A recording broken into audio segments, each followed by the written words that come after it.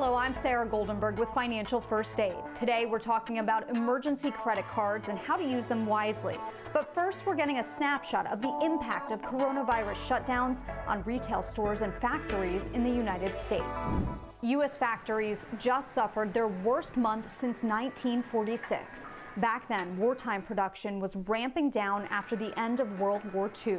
Today, the coronavirus pandemic has shut down or slowed production at factories. The Federal Reserve says industrial production plunged 5.4% in March as work at factories that make cars, aircraft, and many other goods was halted to protect workers from COVID-19.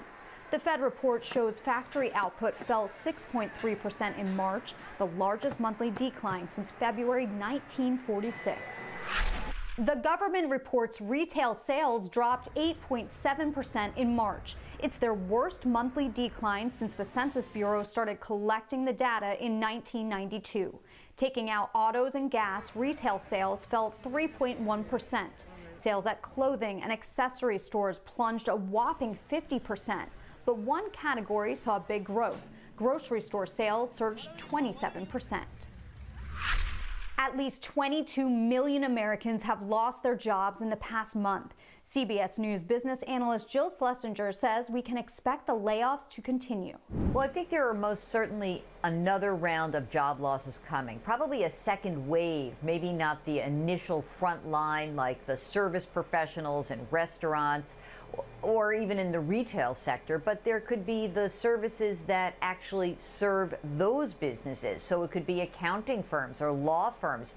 There could be government workers, non-essential healthcare workers. I think that those are the next wave of job losses, but I don't think it will be as horrible as these, 6 million plus jobs, 5 million. We're hopeful that over the course of the next, say, 6 weeks, we will see the number of people filing for unemployment claims start to drift lower. If you're looking for a job, we want to remind you that the state of Ohio has created a new website listing current openings for people who are out of work because of COVID-19. There are thousands of jobs available, including work-from-home positions. We posted a link on our website. Just look for it under the Financial First Aid tab. If you're one of the millions of Americans relying on unemployment benefits right now, we have an important reminder for you that may be a bit of a surprise. You will have to pay taxes on those benefits. Unemployment benefits are considered income, which is taxable by the IRS. You can choose whether to have 10% of your weekly benefit held for taxes right away, or you can make estimated quarterly payments to the IRS throughout the year. Filing for unemployment benefits can be frustrating, but there's an app that's trying to make it easier. Do Not Pay helps consumers file for unemployment in all 50 states. It helps you fill out the forms and holds a spot for you on phone lines using robocalls. Do Not Pay will also help you find the fastest way to get your benefits, which surprisingly may be by sending in a paper form. It costs $3 a month to subscribe to the app, but the company says you can request a waiver if you can't afford the charge.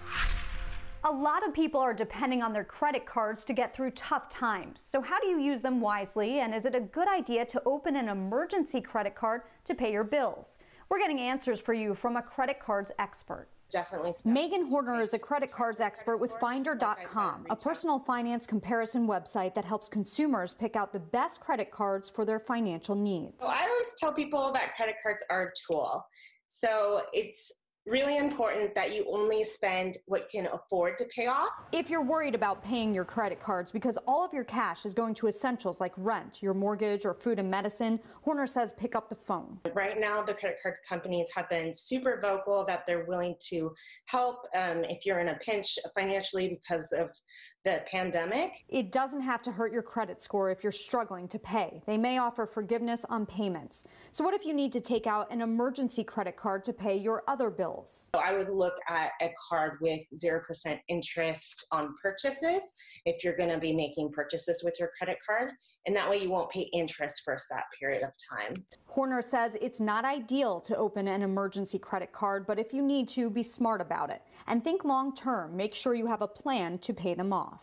Another kind of credit card is balance transfer credit cards. So if you do have that credit card debt right now and you want to be spending money on other finances or building that emergency fund, then you can move the balance of that credit card to a balance transfer credit card and then have a set period of time where you're paying lower interest or even 0% interest.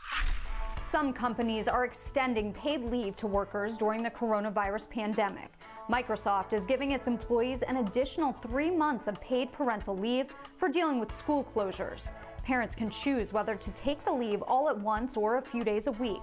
Other tech companies are taking a different approach. Facebook is giving $1,000 to each of its 45,000 employees and will continue to fully pay hourly and contract workers despite reduced hours. Coming up tomorrow, should you be worried about your retirement savings if you have a pension? Plus, job advice for the class of 2020 as students graduate into the worst economy in generations. You can find links to resources on our website, cleveland19.com. Look for the Financial First Aid tab at the top of the homepage. We want to answer your questions with the help of financial experts. You can find us on Facebook under Cleveland 19. I'm Sarah Goldenberg. See you tomorrow on Financial First Aid.